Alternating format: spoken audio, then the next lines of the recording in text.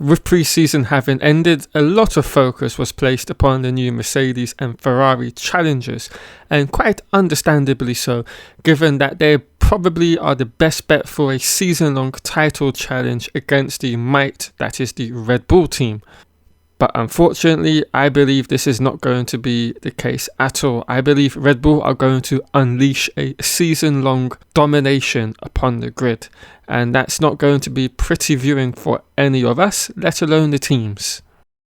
While the headlines from the test were shared between Ferrari and Mercedes in different ways, the team spent most of the test going quietly about its business, for the most part under the radar, carrying out their scheduled testing plan to learn all that they could of their new car by gathering data.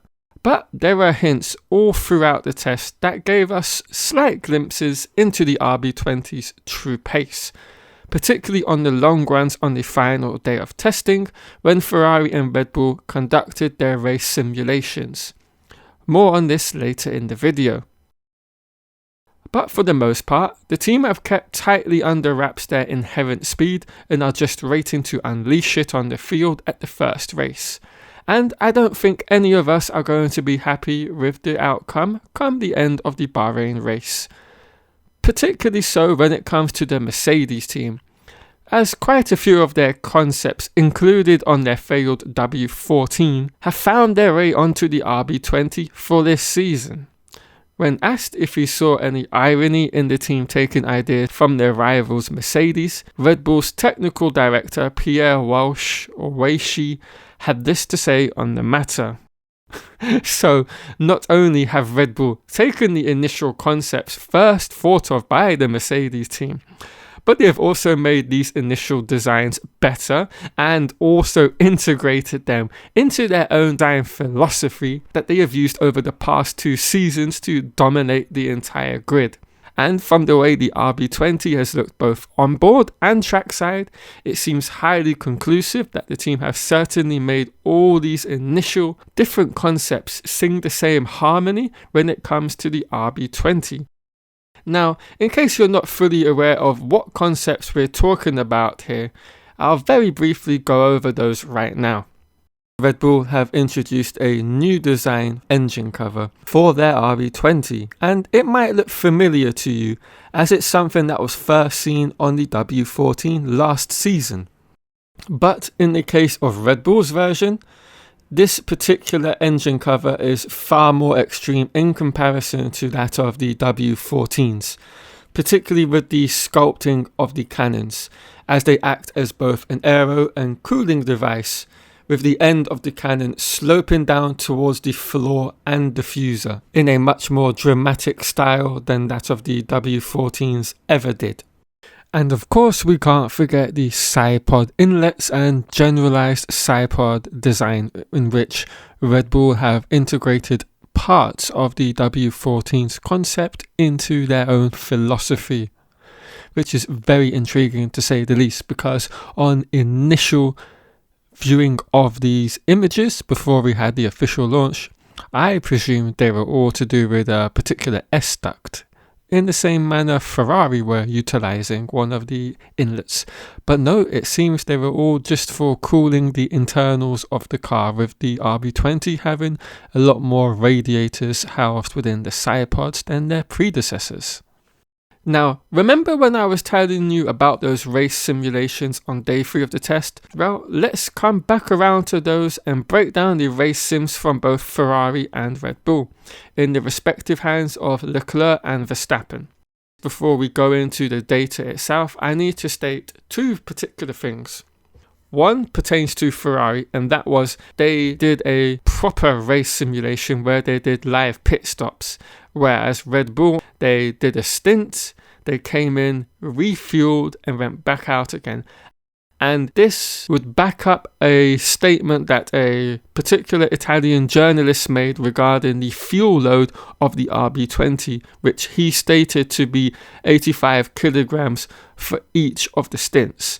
So we have to also take into consideration that aspect. As we all know, a car has to start with roughly 100 kilograms of fuel at the start of a race, give or take a few, of course, because the teams factor in safety car percentages and the likes of that, and so they will look to fuel save throughout the race as well.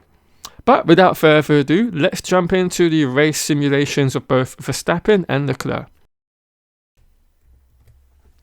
Upon initial glance is at both Leclerc and Verstappen's first stint on the C3 tyre, they look fairly similar, with Leclerc actually starting off with a much quicker pace than that of Verstappen.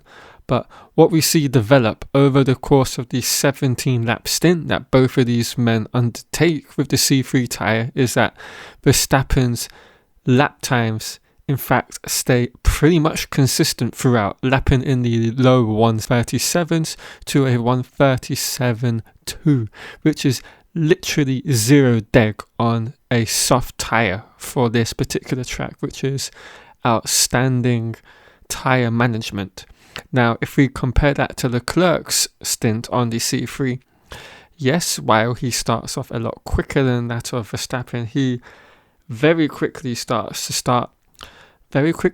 losing pace in respect to that of Verstappen, and by the end of the stint on, say, lap 10, he's about to lose a second a lap, if not nearly a second and a half a lap in terms of performance over Verstappen. And what I can get from this is, as well, Verstappen must have been able to quite easily continue on this set of C3 tyres and just continuously set these lap times and maybe do a one-stop race. Whereas it seems with Leclerc's tyre degradation, he wouldn't necessarily have the same options at his disposal. And that's again something backed up by his second stint on the C1 rubber. Again, he starts off a lot quicker than that of Verstappen, but there are a lot of variables at play here. Whereas, Leclerc's probably got less fuel in the tank by this point in the race, and Verstappen is going in and out of the pits for each stint and topping up with more fuel back to that 85 kilograms that we suspect he was running at. It's looking more and more likely that the Red Bull just has a general underlying pace advantage over the Ferrari, and obviously that would then correlate to the rest of the field.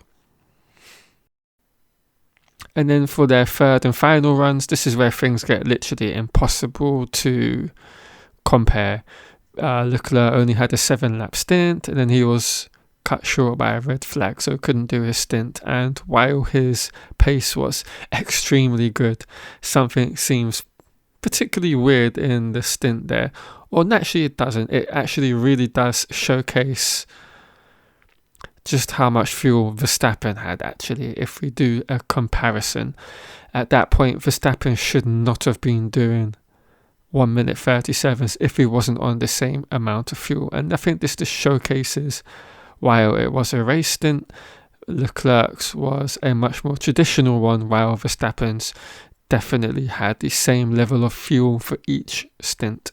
And I think this just proves Verstappen has got so much more pace in advantage, and they're just going to destroy the field. I think the really most important stint is that first stint. They're very much nearly on the same level of fuel, and Verstappen just destroys him. Right guys, thank you all for watching. I hope you've enjoyed the video. If you have, leave a like down below, and I'll catch you all in another Formula 1 video.